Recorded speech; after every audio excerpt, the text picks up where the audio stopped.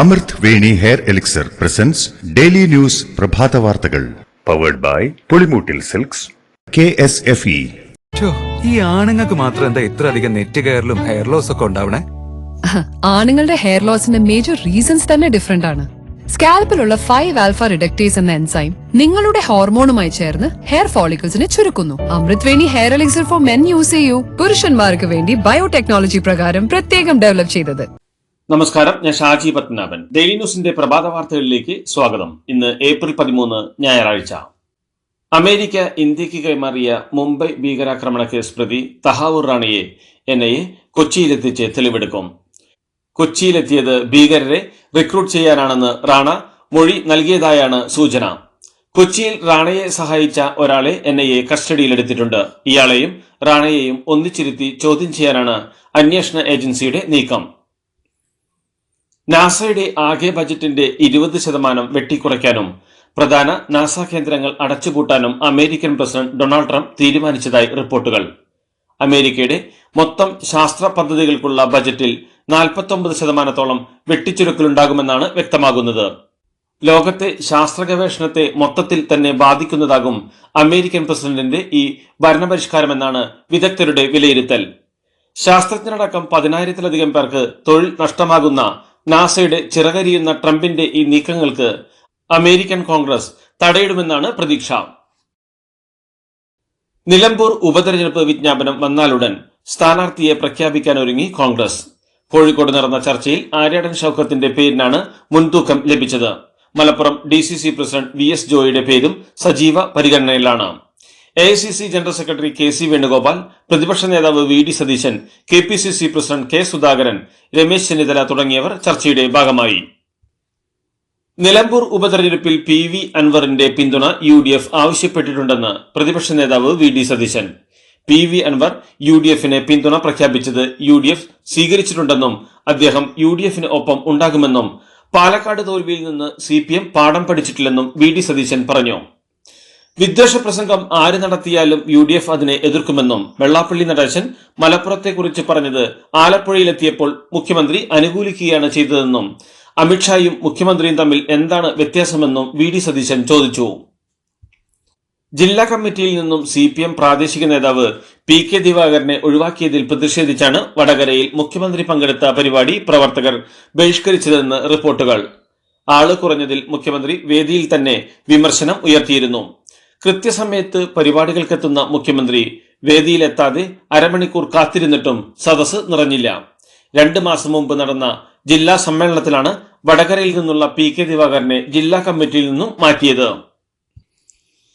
പാലക്കാട് നഗരസഭയിലെ ഭൗതിക ഭിന്നശേഷി നൈപുണ്യ വികസന കേന്ദ്രത്തിന് RSS നേതാവ് KB ഹെഡ്ഗേവാറിന്റെ പേര് നൽകിയത് ചോദ്യം ചെയ്ത യൂത്ത് കോൺഗ്രസ് സംസ്ഥാന അധ്യക്ഷൻ രാഹുൽ മാങ്കൂട്ടത്തിൽ MLAക്കെതിരായ BJPയുടെ ഭീഷണി ജനാധിപത്യത്തിന് നേരെയുള്ള കൊലവിളിയാണെന്ന് KPCC president K Sudhakaran MP. Rahul മാങ്കൂട്ടത്തിലിനെ പാലക്കാട് കാലുകുത്താൻ BJPയുടെയും RSSന്റെയും സമ്മതം കാക്കേണ്ടതില്ലെന്നും ഭീഷണികൾക്ക് മുന്നിൽ പേടിച്ചു വിറച്ച് സ്വയരക്ഷയ്ക്ക് മാപ്പെഴുതി നൽകി തടിതപ്പുന്ന RSS രാഷ്ട്രീയ പാരമ്പര്യമല്ല രാഹുലിന്റേതെന്നുകൂടി BJPക്കാർ ഓർക്കുന്നത് നല്ലതാണെന്നും സുധാകരൻ പറഞ്ഞു.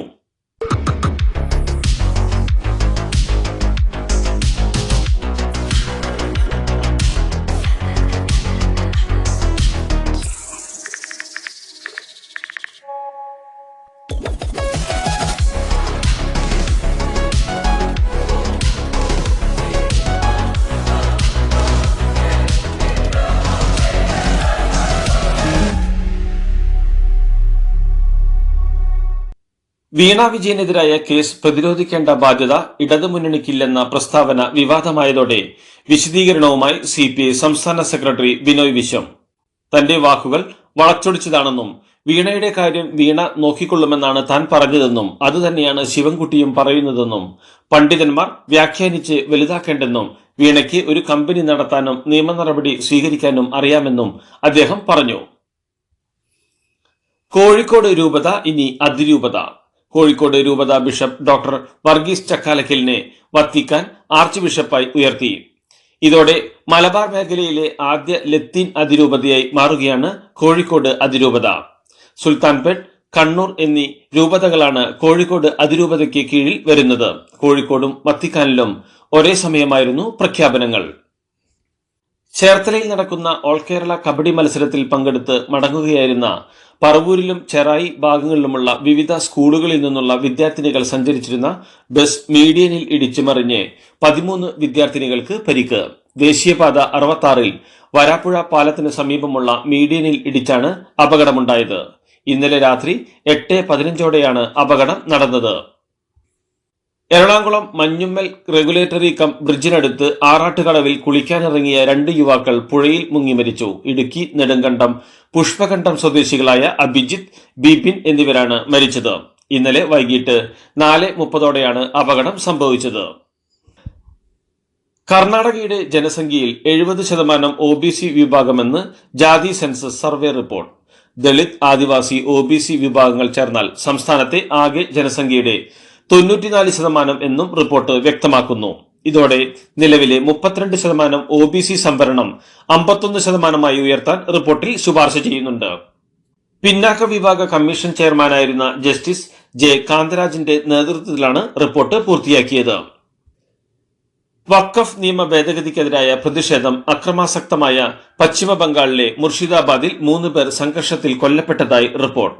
ജില്ലയിൽ നിന്ന് 110 പേരെ ഇതിനോടകം പോലീസ് അറസ്റ്റ് ചെയ്തിട്ടുണ്ട്. സംഘർഷമുണ്ടായ ജാൻകിപൂർ ഉൾപ്പെടെയുള്ള പ്രദേശങ്ങളിൽ ഇന്റർനെറ്റ് സേവനം സസ്പെൻഡ് ചെയ്തു.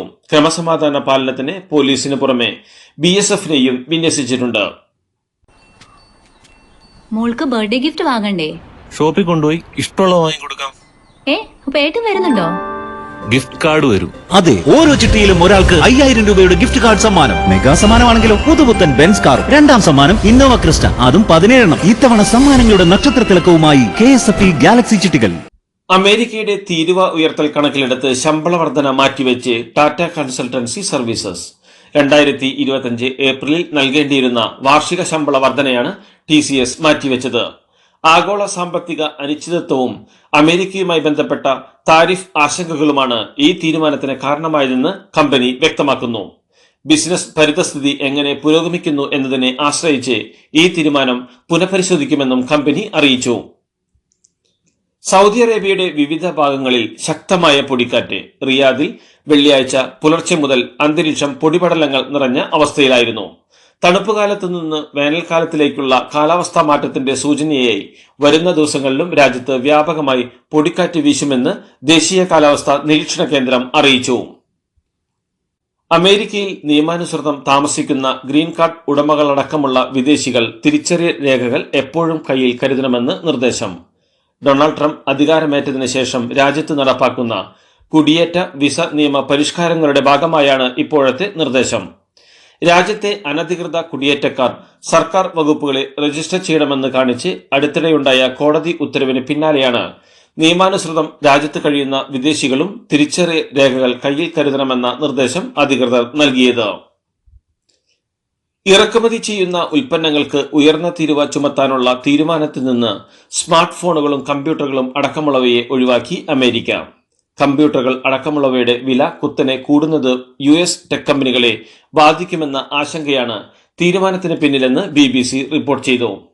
സെമി കണ്ടക്ടറുകൾ, സോളാർ സെല്ലുകൾ എന്നിവ അടക്കമുള്ള ഇലക്ട്രോണിക് ഉപകരണങ്ങളെയും ഘടകങ്ങളെയും ഉയർന്ന തീരുവയിൽ നിന്ന് ഒഴിവാക്കിയിട്ടുണ്ട്. ഇന്ത്യൻ സൂപ്പർ ലീഗ് കിരീടത്തിൽ മുത്തമിട്ട് ചരിത്ര നേട്ടം സ്വന്തമാക്കി മോഹൻ ബഗാൻ. എക്സ്ട്രാ ടൈമിലേക്ക് കടന്ന മത്സരത്തിൽ 1-2 ഗോളുകൾക്ക് ബാംഗ്ലൂരുവിനെ കീഴടക്കിയാണ് മോഹൻ ബഗാൻ ചരിത്ര നേട്ടം സ്വന്തമാക്കിയത്. മുഴുവൻ സമയം അവസാനിച്ചപ്പോൾ ഇരു ടീമുകളും ഓരോ ഗോൾ വീതം നേടി സമനിലയിലായിരുന്നു. എന്നാൽ 96-ാം മിനിറ്റിൽ വലകുലുക്കി മക്ലാരൻ ബഗാനെ കിരീടത്തിലേക്ക് നയിച്ചു. ഈ ജയത്തോടെ ലീഗ് വിന്നേഴ്സ് ഷീൽഡിനൊപ്പം ISL കപ്പും മോഹൻ ബഗാൻ സ്വന്തമാക്കിയിരിക്കുകയാണ്. സൂപ്പർ ലീഗിന്റെ ചരിത്രത്തിൽ ഇതുവരെ ഒരു ക്ലബും ലീഗ് വിന്നേഴ്സ് ഷീൽഡും ISL കപ്പും ഒരുമിച്ച് നേടിയിട്ടില്ല. ഇന്ത്യൻ പ്രീമിയർ ലീഗിൽ ഇന്നലെ നടന്ന ആദ്യ മത്സരത്തിൽ ലക്നൌ സൂപ്പർ ജയന്റ്സിന് ഗുജറാത്ത് ടൈറ്റൻസിനെതിരെ 6 വിക്കറ്റ് വിജയം. ടോസ് നഷ്ടപ്പെട്ട് ബാറ്റിംഗിനെത്തിയ ഗുജറാത്ത് 38 പന്തിൽ 60 റൺസ് എടുത്ത ശുഭ്മാൻ ഗില്ലിന്റെയും 37 പന്തിൽ 56 റൺസ് എടുത്ത സായ് സുദർശന്റെയും ഇന്നിംഗ്സുകളുടെ മികവിൽ 6 വിക്കറ്റ് നഷ്ടത്തിൽ 180 റൺസ് എടുത്തു.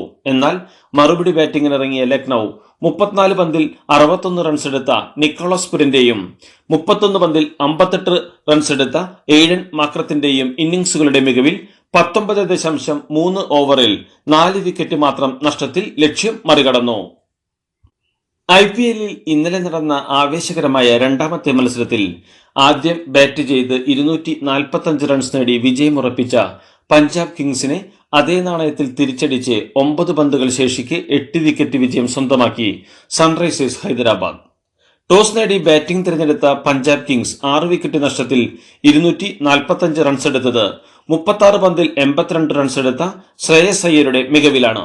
എന്നാൽ അപ്രാപ്യമെന്ന് കരുതിയ കൂറ്റൻ റൺമല താണ്ടാനെത്തിയ സൺറൈസേഴ്സ് ഹൈദരാബാദിനെ കൈപ്പിടിച്ചുയർത്തിയത് 55 പന്തിൽ 141 റൺസ് എടുത്ത അഭിഷേക് ശർമ്മയും 37 പന്തിൽ 66 റൺസ് നേടിയ ട്രാവിസ് ഹെഡും ചേർന്നാണ്. ഇതോടുകൂടി ഡെയിലി ന്യൂസിന്റെ ഇന്നത്തെ പ്രഭാത വാർത്തകൾ സമാപിക്കുന്നു. ഡെയിലി ന്യൂസിന് വേണ്ടി വാർത്തകൾ വായിച്ചത് ഷാജി പത്മനാഭ്. ഡെയിലി ന്യൂസ് ലൈവ്.in വാർത്തകൾ വിരൽ തുമ്പിൽ.